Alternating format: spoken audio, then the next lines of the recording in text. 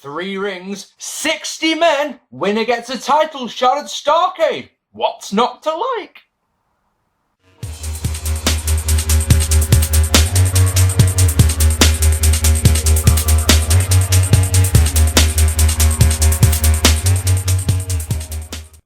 Ladies and gentlemen, welcome to this. It's another episode of 1998. Was it great? And tonight, as you can tell by the title down below, we're going to be taking a look at WCW World War III from November 1998. As I said at the intro, the main draw of this one, the World War III 3-ring Battle Royal. We'll talk about that in the main event. It's not the main event. The show's called World War... Oh, never mind. It's November the 22nd, 1998, and we are live at a wonderfully named building which is called the Palace of Auburn Hills. No, seriously, that's what it's called. No, really, stop laughing at the back. That's its name. Go watch SummerSlam 93, for example. That happened in this very, very same building. It's usually shortened to the Palace. It's the type of name that sounds like a nickname for something. This is the greatest thing in the world. This is the Palace of Auburn Hills. You know, that's an odd one. Anyway, 17,670 fans on hand tonight. So, yeah, I'm expecting a lot of noise. We start with Goldberg arriving earlier on, hooray! And then Tenay, Tony and Brain talk about how Hulk Hogan isn't here because I'm sure around this time he declared that he was going to run for president despite not knowing whether he's going to be a Republican or a Democrat. And then Gene Mean says that he thinks that one of the high flyers is going to win World War III tonight. Oh, how wrong he is. Our opening contest is Wrath defeating Glacier in a rubbish match. Wrath is undefeated here in WCW. He's also Adam Bomb though, so that doesn't really thing. Extended squash this one, it's all Wrath. Glacier gets battered both in and the ring and on the outside. Hell, they even go into the crowd for a moment, but it's all Wrath and it's all boring. He uses a camera cable to choke Glacier. The referee goes 1, 2, 3, 4 and then pulls the cable off him, and you start going, why don't you just disqualify him? That's your job. It's not your job to pull the object off him. It's your job to stick to the rules, isn't it? Or is that just me? Anyway, fuck a cable. If you're evil, you put on a chin lock, and that's what Wrath does. Killing the crowd. Seriously?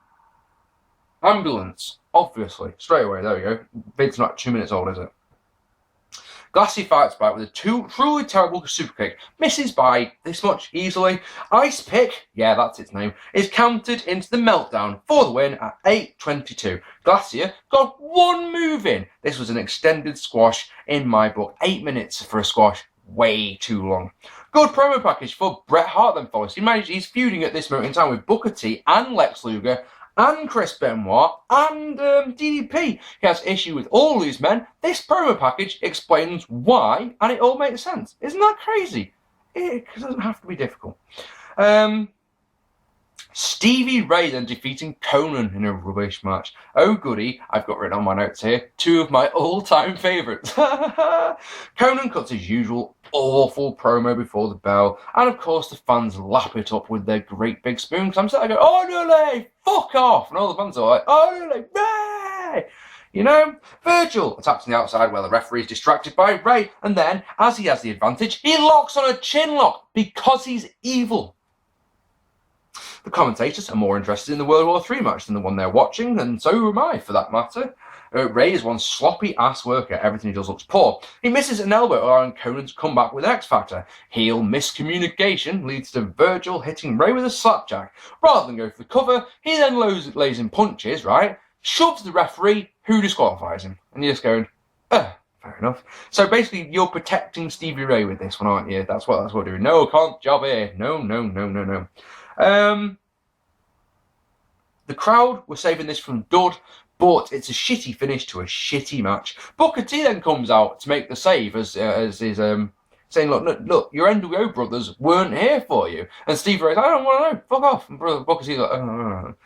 Hey, anyway, Ernest the Cat Miller defeating Sonny, and Sonny Onoo defeating Saturn and Kaz Hayashi in a match. Tony says that everyone in the country in offices, at water coolers, etc., are talking about who's going to win World War III, despite this being on a Sunday and most offices not being open. Anyway, Brain says in correctional facilities as well. Tony, how do you know that what they're saying in correctional facilities around the country? Brain, quick as a flash, your brother-in-law told me. Tony quips back, that's a low blow, fella. He's like, that's gold. I was going to say, I hope that Tony's brother-in-law is in a correctional facility, but that's not fair. But it's how quick it was. It was so good. Anyway, annoyingly, Onoo makes me smile when he lays some kicks into Kaz. Kaz no-sells them and wants some of Sonny, who offers a big wad of money, and that, for some reason, tickles me. I don't know why.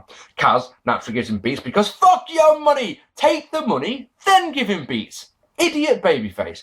No, I don't want your money. I don't want your money. No, fuck off. The crowd are hot for Saturn as he batters Miller. But the cat soon comes back. He tags in Onoo, who really doesn't want any Saturn. But he again makes me smile by kicking Saturn once and then running for his life to tag in the cat, who won't tag him in. It's funnier than it sounds. Trust me. I think it's maybe because the first two matches weren't very good that I'm just looking for something, anything to entertain me, you know? So he gets trapped in an STF by Saturn. Then Cat accidentally drops an elbow on Onoo, drawing more laughter. Match continues on in a similar sort of vein until hot tag to Saturn leads to a suplex central. Until he gets one on Onoo. It's one of those fucking bits, isn't it, this one? Make sure you stick around to the end for the bonus footage, because there's one in there as well. Oh, I can't see it. Where is it? There it is. Another ambulance. Cat kicks Saturn in the head, and Onoo falls on top for the win. 8:04. Happy days. Better than the first two matches. Let's call it 1 star, but that's for comedy and for the Saturn suplexes. But someone like Saturn should not be jobbing to fucking Onoo, should he? Absolutely not.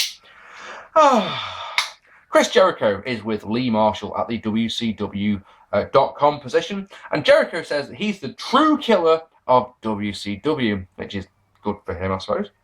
Yay. Go away! Fucking emergency vehicles! Put me, I was filming a video earlier on. 3 went past. Billy Kidman defeating Juvitud Guerrera in a... That's another one, isn't it? It really actually is. There's another ambulance there. Yep, 3 so far. Aren't you lucky? Hoovy has an LWO shirt on, the Latino World Order. It's like the NWO. Fucking hell. What the fuck is that shit? Quick, get Gene Mean down there to chastise him and accuse him of selling him out. Here's Eddie Guerrero to explain, but Rey Mysterio comes out, also in LWO gear, and he's vexed about not getting the title shot. Eddie talks about making sacrifices and how the LWO feel that Hoovy should be the champion, and that's that. Back and forth until Hoovy gets a nice rocker dropper. He follows with the head scissors, but Kidman gets a nice sit-out bomb and a sit-out slam, then a guillotine leg drop gets 2. Hoovy gets 2 off a cradle, then gets a spine buster and an elbow for 2. He's now healed Juvie, of course, so he puts on a chin lock, obviously, because he's evil. Kidman escapes and is able to counter a tornado DDT by putting Hoovy on the apron, but Hoovy counters the counter into a jawbreaker across the ropes. Hoovy tries a drop kick, but Kidman drop kicks him out of mid-air. He crossbodies Hoovy on the outside. Hoovy comes back with a really nice run off the top to the outside. Inside, though, he gets 2 off a brain buster, then connects with a missile dropkick and follows it with a crossbody to the outside. Another guillotine leg drop gets 2 for Hoovy as the crowd have gone very quiet. They pick up when they realise that Hoovy is in one of the other rings. He hits what I can only describe as a double springboard dropkick. So he springboards off one set of ropes, and then because of course there's 3 rings set up next to each other, springboard, dropkick. Fan-dabby-dozy. The second one didn't look quite as good, but it's an nice idea in theory. Kidman gets a nice drop kick and a nice suplex for 2. Hoovy with an atomic drop. Kidman hits a head scissors off the top rope from one ring to another, and another nice looking moment, then hits what I can only call as a double springboard splash. Same principle, springboard, splash. Happy days. Hoovy with a double springboard Frankensteiner for 2. He calls for the driver and hits a nice counter, and after a nice counter sequence, he gets it. 450 splash misses, but he lands on his feet. Powerbomb is countered into Rana, which only gets 2. Powerbomb by Hoovy is countered into a facebuster by Kidman for 2. freaking perb wheelbarrow German suplex by Kidman. He wants the shooting star press, but Hoobie crotches. He wants a Rana, but Rey Mysterio comes out, holds on to Kidman to prevent him going down, allowing Kidman to hit the shooting star press and get the 3 and the championship at 15 minutes and 29 seconds. Oh gosh, that stuff is so fizzy, isn't it? Really fast paced, really good spots, decent length. Crowd weren't into it at the start, but they did get really into it. And I enjoyed this one a lot. But I seem to say this every time. Nothing worth going out of your way to see is probably the best way I can put this one. It's a breath of fresh air after the last 2 matches, though. Last 3 matches, sorry. This is really, really good. But like I say, it's not worth going out your way to see. It's nothing special. It's a 3-star cruiserweight match. It's what I'm starting to think is just the generic cruiserweight match. On the LWO are not impressed with Rey Mysterio one bit for costing them the match. He bails, though, to avoid a beatdown, showing that he's actually quite a clever man. Because instead of just going, I'm just going to stay here and let you give me beats, he just fucks off to the back. Brilliant. Oh, in one of those, sorry to sound like a stuck record here, but this next match must be good because it's Rick Steiner versus Scott Steiner. This feud's been bubbling all year. We haven't had a payoff match at any point. We haven't had, it's like most feuds are a series of matches and then you have the payoff match at the end, yeah? This feud is just like, we're going to do everything we possibly can to not actually have a match. So they've been feuding all year. Surely it ends here. Scott has some guy with him who's dressed as a baseball referee or a football referee or something like that, and he's got my favourite thing in the world. He's got a fucking whistle with him. So already, as soon as he comes out, I want to punch him repeatedly in the face. Tony tells us that all WCW referees will not referee a Steiner match. That's why they have their own referee. Okay, that makes sense, but why the whistle? Fuck off.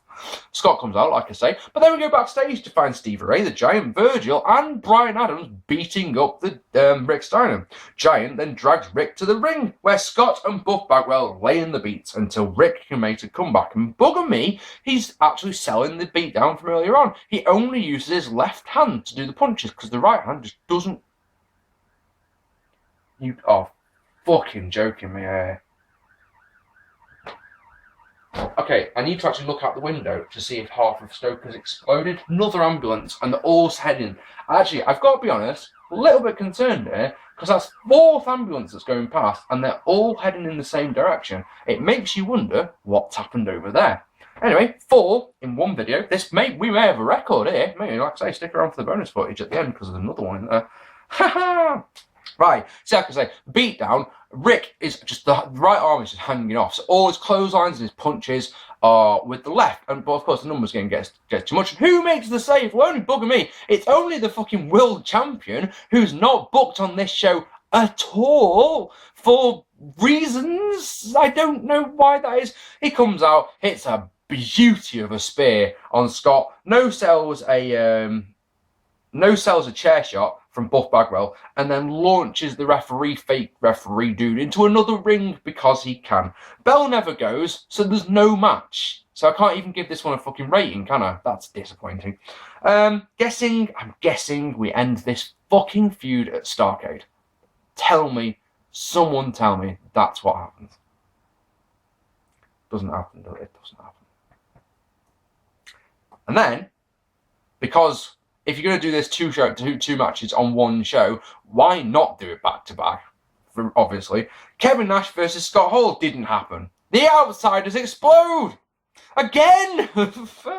How many bums? Oh, he's not going to take any. It doesn't happen, does it? Fuck it. Hall comes out first with Adams and Virgil, Giant, and the rest of the NWO B squad. Nash comes out, before Nash comes out, Bischoff comes out, and it looks like he's going to cut a promo, which just turns into get him. And all the NWO jobbers batter Hall until Nash comes out, makes a save. Hall, puts up the Wolfpack sign, friends, and Nash just walks away. Right, I don't know what's going on here. Good to see 2 matches on this card, both of them back to back, don't happen. If you did play how many bumps will Kevin Nash take and you got none at all, give yourself a cookie. Chris Jericho defeating Boggy Duncam Jr. in a match to retain the TV title. Duncan Duncam, had made his debut 6 days ago on Nitro and had beaten Jericho via countout. So that's something. Commentators are far more interested in the fact that Hulk Hogan isn't here than the match. Duncam must be one evil fucker, as we soon hear chinlock. Duncam hits a shoulder breaker and works the arm, complete with a cross arm breaker, which Jericho doesn't bother selling at all when he escapes out of, because why would he? Crowd could not give a shit about this match for the most part. I mean, Bobby hits a 2-arm choke slam and he hits a superplex. No reaction at all. They do seem to be a bit more for Jericho when Jericho hits lots of Lion Tamer, for example. That gets a big pop. It's countered so Bobby can hit an elbow off Bret's rope for 2. Ralphus grabs the foot, allowing Jericho to use the belt to get the win at 12:52. Not very good. But here's what I'll say, seeing as the last 2 matches didn't happen, I'll certainly give this one 1 star just for being a match. How's that then sound? Kevin Nash wins World War III. So the show is called World War III, so you'd expect this to be in the main event, and it's not. The winner gets a title shot. I'm sure back in Lost Day, the title shot happened at Super Brawl. This one, for all reasons, is happening at Starrcade the next month instead. Chino. You win by many different ways. You can throw your opponent over the top rope. You can throw your opponent through the rope. That's a new one on me. You can also win via pinfall, or you can eliminate people via pinfall or submission. Happy days are here again. There's a list of participants on Wikipedia I've got making on my notes because I couldn't be bothered to have them all out. Basically, it goes like this. There's 3 rings. Each ring has 20 men in it. 20 men, which means there's legitimately 60 men in this match. When 40 of those, 2/3 of those men have been eliminated, all the remaining guys get into 1 ring and they brawl, and basically the last man standing is the winner. Okay? So let's have a look on Wikipedia for this this list. So we have, are you ready? As well as Kevin Nash, there is also Chris Adams, Chris Benoit. This is according to Wikipedia, which, as you know, never lies. All right, it never ever lies. Okay. Kevin Nash, Chris Adams, Chris Benoit. These are all in order, aren't they? Oh, in alphabetical order. Chris Adams, Chris Benoit, Bobby Blaze, Cyclope, Damien, El Grande, Barry Darso. I didn't even notice him there. Fucking Smash was out there. Fucking yes. The Disciple, Disco Inferno, Bobby Duncam Jr., Bobby Eaton, Mike Enos, Scott Hall, Hector Garza, The Giant, Glacier, Hooves and Guerrero, Chavo Guerrero, Eddie Guerrero, Hooves and Guerrero, Chavo Guerrero, Eddie Guerrero, Hammer, Kenny Chaos, Kaz Hayashi, Horace Hogan, Barry Horowitz, Prince Ikea, Chris Jericho, Canyon, Billy Kidman, Konnan, Lenny Lane, Lex Luger, Liz Mark Jr., Lodi, Dean Malenko, Steve McMichael, Ernest Miller, Chip Minton, obviously, he's going to win, Rey Mysterio, Scott Norton, La Parker, Sergeant Buddy Lee Parker, Psychosis, Scott Putski, Stevie Ray, The Renegade, Scotty Riggs, Perry Saturn, Silver King, Norman Smiley, Scott Steiner, Super Kello, Johnny Swingo, Booker T, Tokyo Magnum, Villano 5, Vincent, Kendall Windham, Wrath, and Alex Wright. 60 bods in the ring. You can probably imagine how that one goes, because of course, there's so many men, it's hard to keep track of what actually is going on in 2 of the rings. One of them, different story. Ring number 3 is Kevin Nash's ring, and he basically eliminates the majority of the people on his own, looking fantastic while he does it. So let's skip to there's 20 men left, right? Let's just say that. So Saturn and Miller don't even make it to ring 2. They brawl on their way from ring 1 to ring 2 and are eliminated. I'm not sure how. All right, so that's nice, isn't it? Chavo Guerrero eliminates both himself and Alex Wright with a crossbody over the tops. Eddie follows, then Disco as Giant launches Kidman. Crowd erupt when Giant and Nash go at it. See, I told you months ago these two need to have a match on pay-per-view that's actually got a decent finish and you'll make money, but no, fuck it. Holy shit, the pop when it looks like Nash will eliminate Giant. Aluga eliminates Stevie Ray, Mongo eliminates Norton, and quick as a flash, Nash eliminates Mongo to leave our final 10. Out comes Triple B! It's Bam Bam Bigelow! And every one of the WCW guys stops and says, you ain't getting in my fucking ring. And then, who comes out to get rid of Triple B? It's fucking Goldberg again! So yeah, the match basically stops as all of them watch Goldberg and Triple B being separated by the security, which is lovely. So, Steiner, Wrath, and Booker T are eliminated as these men are being dragged to the back. So we've got 7 left. We've got a nice little bit of story here because we've got the Horseman members, Dean Malenko and Chris Benoit, Wolfpack members, Nash and Konnan, and then you've got Hall and Giant. Konnan eliminates himself when he misses a dropkick and sails straight through the ropes. That's quite funny. 5 men left. They try and succeed to eliminate the Giant. Sorry, 6 men left. 5 of which all team up to try and get rid of the Giant. They do. Benoit and Malenko are left as part of the 5, and after all, they are vanilla midgets, as we all know, so are easily launched. So it's Nash and Hall and Luger. And they all start brawling, which is surprising. You expect Nash and Luger to work together. But they all start brawling, and then Hall is put in the rack by Lex Luger, and Carmen's like, Nash hits the big boot to eliminate them both, and he gets the win at 23 minutes and 33 seconds. Love him or hate him, Kevin Nash looked very strong in this match. You know, this is how you want your number 1 contenders to be booked, I suppose, going in against an unstoppable machine. So I can't deny them that. 40 men too many in here, I say. I think this gimmick is not a good one. Why on earth, someone tell me this much, why on earth is there the pinfall or submission thing rule on it? That doesn't work, because not one person went for a pinfall or submission. I know, I tell a lie, Scott Steiner went for submissions, but no one was eliminated via pinfall or submission. That's fucking stupid. I have no idea why Goldberg isn't booked on this show. You book your number 1 contenders to look strong, yeah? Have Goldberg on here squashing someone. Maybe, no. Anyway, our main event tonight is DDP versus Bret Hart. DDP defeating Bret Hart, in a good match to retain the United States Championship. I'm reliably informed that Booker T versus Scott Norton was meant to occur on this show, and, well, just didn't. Okay, how's that one sound? That's a bad thing. Oh no, I didn't see Scott Norton. Fuck off, you know, it's one of those. Anyway, after some brawling around the ring, where Bret, because he's a heel, tells a fan to go fuck themselves, I thought that was brilliant.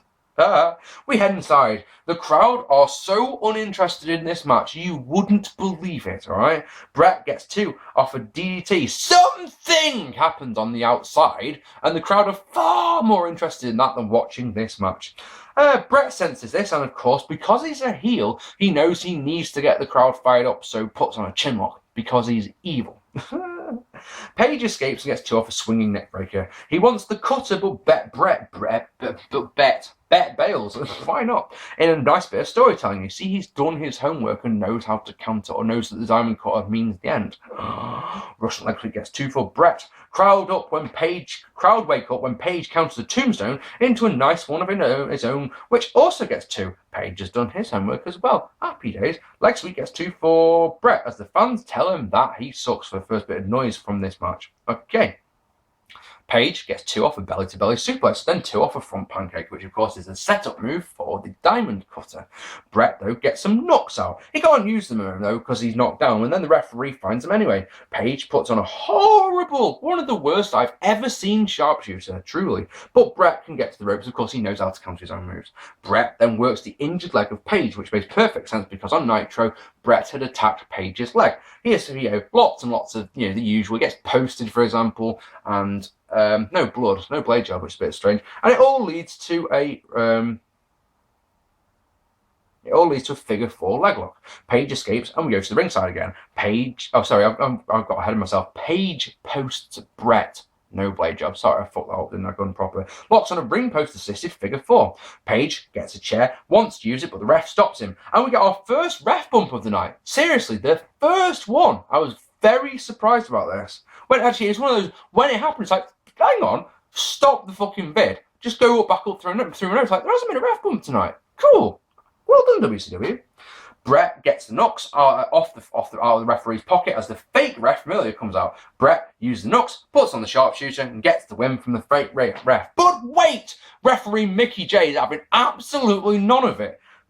Page makes what can only be described as miraculous recovery, hits the diamond cutter, gets the win, 18 minutes and 4 seconds. I enjoyed this match, truly I did. The fans couldn't have given a fuck about this. They really didn't. This match should not have been the main event. This is just maybe one of the benefits of hindsight. The only reason I can think of that this was the main event and World War III wasn't is because you've got 60 men to introduce. Maybe Buffer just couldn't remember that many names or something like that. He reads off cards, doesn't he? So I could have just had all their names. But I don't know. I guess you've got to have a proper main event. I don't know. I just don't know. Featuring 2 matches that I clock in at 3 stars, this is better than Halloween Havoc, but it's one of those shows that it could have been so much more. Those 2 matches, right? The Outsiders explode, the Steiner brothers explode. If there had actually been 2 matches, I would have rated this show a hell of a lot higher, but they weren't, so I can't. If you want to go 3 out of 10, I'm not going to object. Any more than that, I just can't go any higher than that. I watched the show in 2 sittings, but that's because I started watching this a week ago. Realised I didn't have time because I had a couple of family emergencies. So it's taken me until now to watch the show. I finished watching it just 10 minutes before I started filming this vid. Okay, ladies and gentlemen, what did you think of WCW Halloween Havoc? Not Halloween Havoc, that was last month. World War III, 1998. Are you now looking forward to Starrcade 98 because it's going to be Goldberg versus Nash with the title on the line? Are you looking forward to that? I know that I can't wait. I am going to do a WWF Capital Carnage review as the next part of this series, so look forward to that in a couple of weeks' time. I've been Mark P. Thank you so much for watching this vid. Please hit the subscribe button or the like button down below. Leave me a lovely comment. Check me out on Twitter. Follow me on there and check out my Facebook page as well. As I say, I've been Mark P. Thank you so much for watching this. Take it easy, and I'll see you all later. Wrestling. Look at this. As I click play, I always click play and then I stop my camera. As I click play. Oh. Anyway.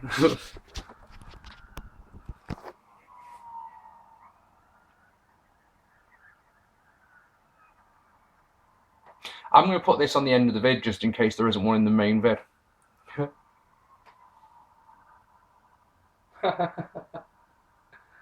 Just in case.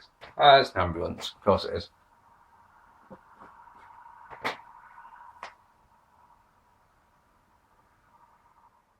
You'll love it.